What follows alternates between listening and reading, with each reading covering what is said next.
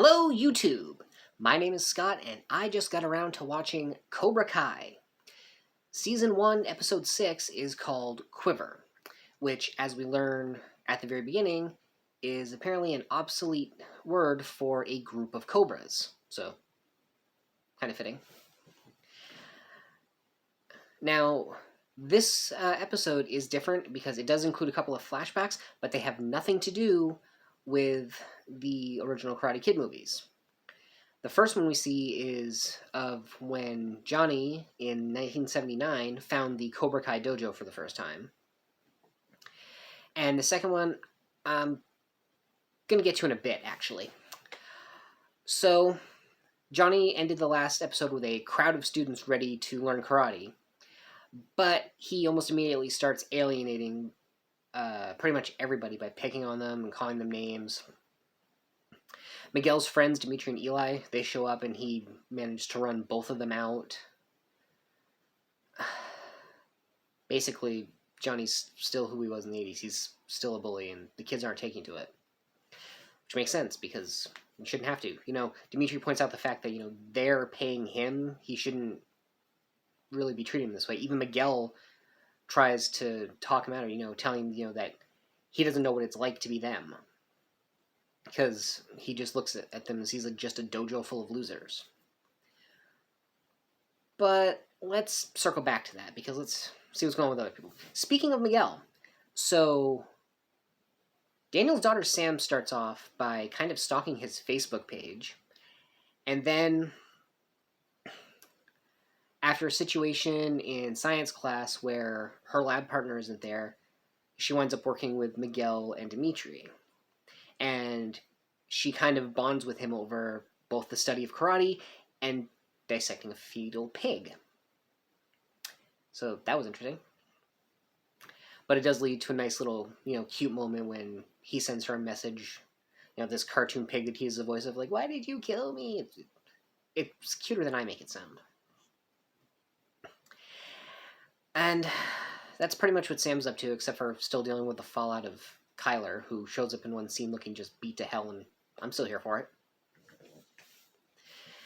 The only other thing with Sam is she doesn't want to practice karate with her father anymore.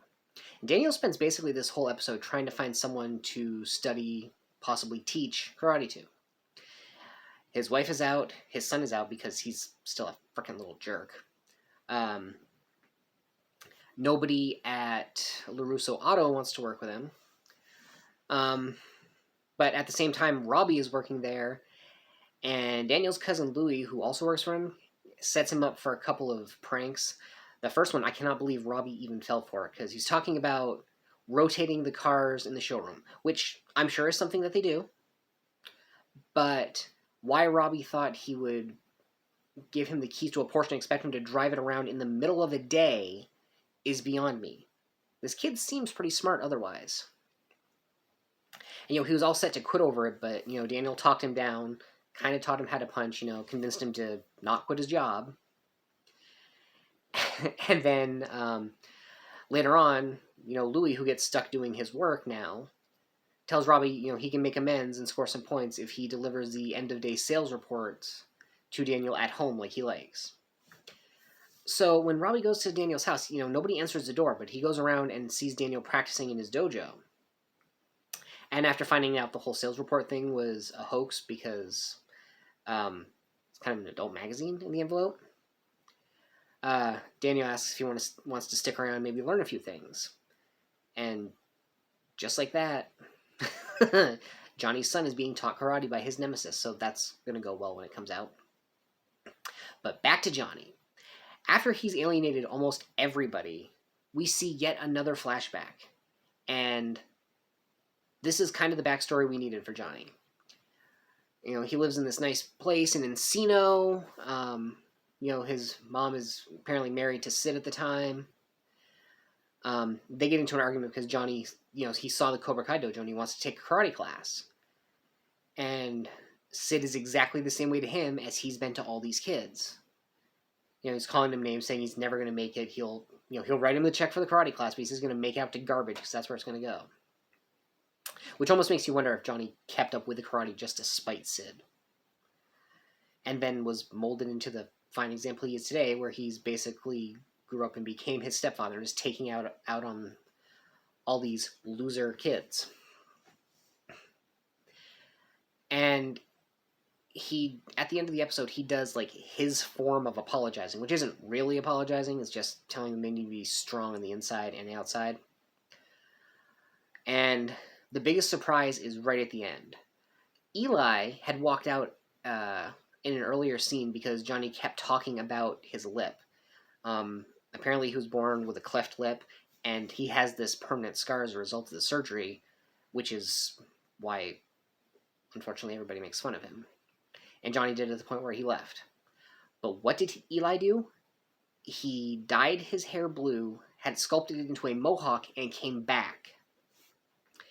And, Johnny takes that lesson as, you can be whatever you are, but you can also grow into being a badass, which is more or less motivational, I guess. And he decides to start calling him Hawk, which is cool. So he doesn't have quite a full dojo, but he's got a fair amount of students whose names I wouldn't be surprised if we never learn. And it ends on him smiling. I'm trying to think if there's anything I'm forgetting, apart from the fact that Dimitri ducked out because Johnny humiliated him.